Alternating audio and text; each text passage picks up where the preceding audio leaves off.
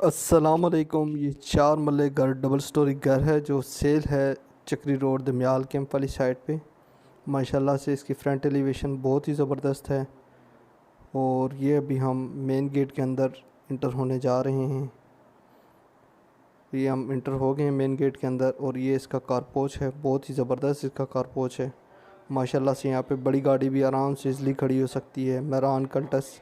और ये साथ एक वॉशरूम है और ये ड्राइंग रूम है। इसके साथ ड्राइंग रूम से अंदर एंटर होते हैं तो यहाँ पे सीलिंग वर्क भी माशाल्लाह हुआ है।